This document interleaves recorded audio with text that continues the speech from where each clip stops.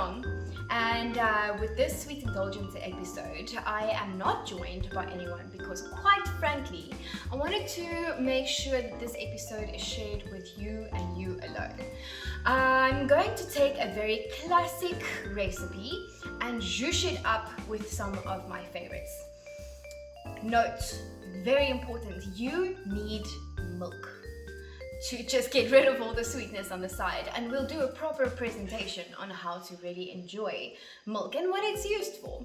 But in this case, it is a privilege to be with you for another sweet episode. Sweet indulgence is not just a mindset, it is a way of living, and you know me way too well knowing that I and chocolate get very well along. For this episode, we'll be making a classic peppermint crisp tart, moving on to an Oreo Deluxe, and then lastly, a magnificent, crunchy honeycomb goodness. Stay tuned.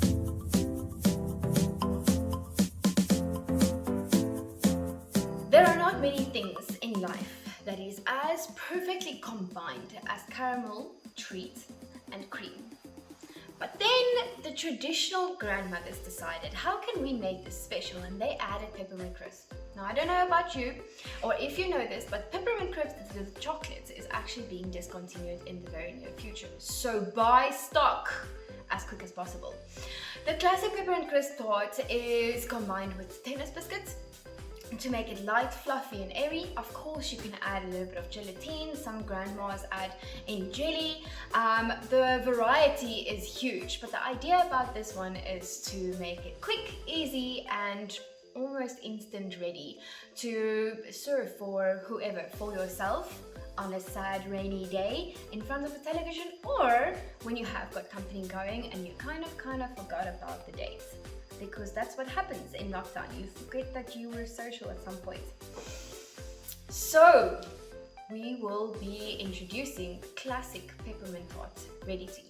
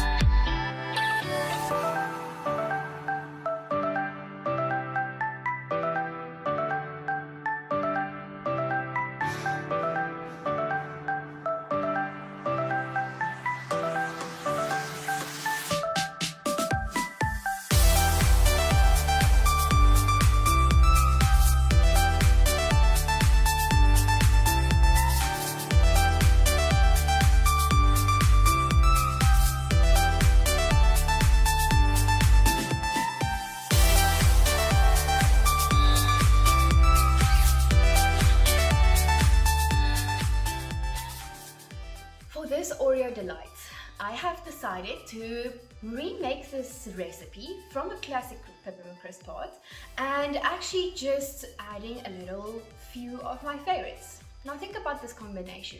You've got Oreos, caramel treats, cream. What else could one put with?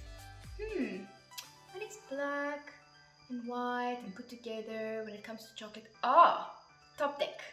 So I will be grating a few top decks, adding some crunched and crumbled Oreos, and you have a whole different dessert that has got nothing to do with the peppermint crisp tart that you just made.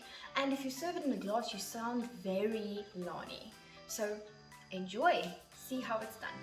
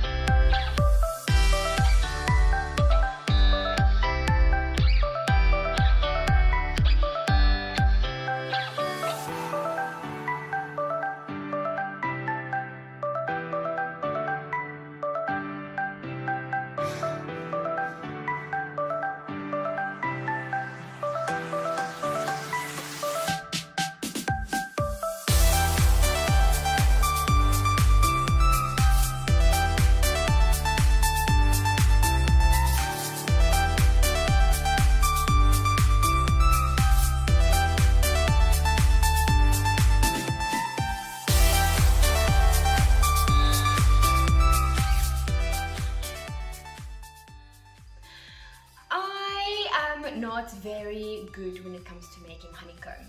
I don't know if you've seen the recipes on either MasterChef or My Kitchen Rules or any of those cooking shows.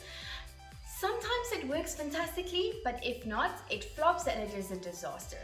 So with this honeycomb, I cheated a little bit. I got myself some crunchies. Now once again, completely using the same recipe, caramel treat and cream. It's very important to make sure that the cream is nice to a medium to hard peak so that it stalls very quickly. You make the entire glass come together however you want to present it. Put it in the fridge for a couple of hours so it's nice and cold, and it just basically closes any conversation or movie or date night impression. You know, the choice is yours, but it comes down to actually perfectionizing the perfect dessert with a little bit of a crunch. You've heard how they say it. You need something soft, you need something crunchy, you need something sweet, you need something salt. Okay, we'll go with coconut. But the point is, another completely different dessert using basically the same ingredients. Enjoy.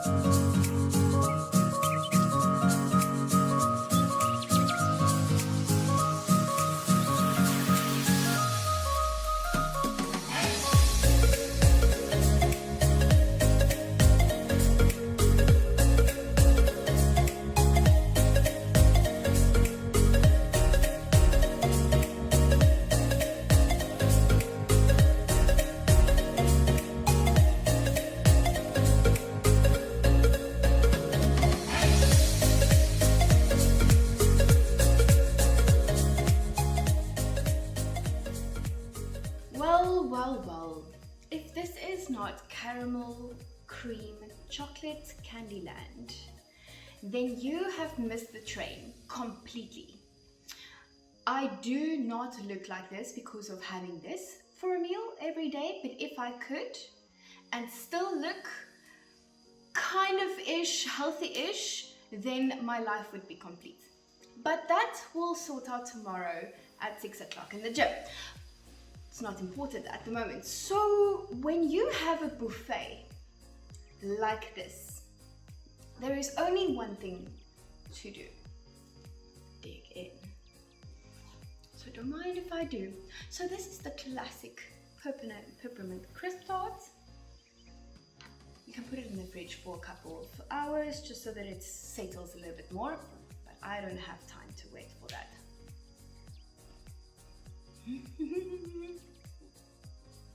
Nice thing about this is you don't have to brush your teeth afterwards because you already smell minty. Yeah. We are meant to be. Do you think I should take this one next or that one? Oh, okay. Digging deep, getting that Oreo and top it all together. Oh, maybe we should not have that big bite. Bon appetit!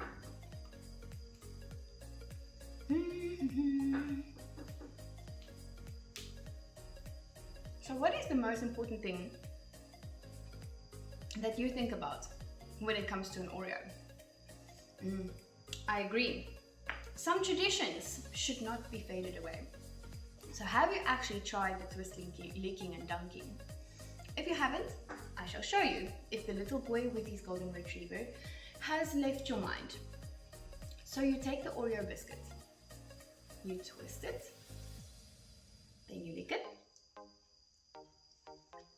push them together again, and you dunk it in the milk.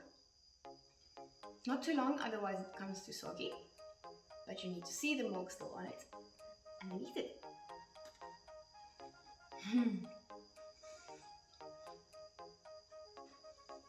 What the milk does, it softens the cookie, but it keeps the crunch on the inside. So it's basically kind of best of both worlds.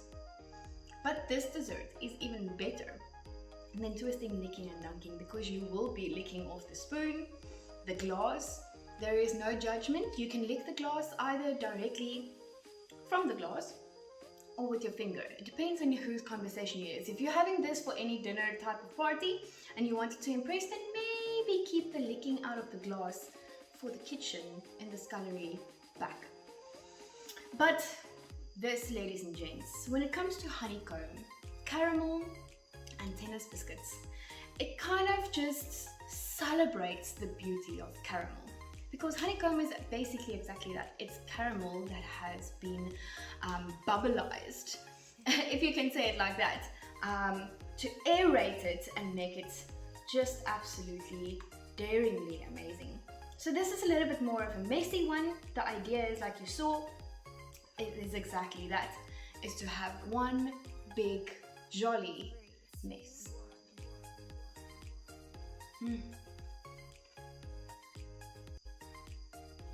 Definitely the most crunchy one of them all.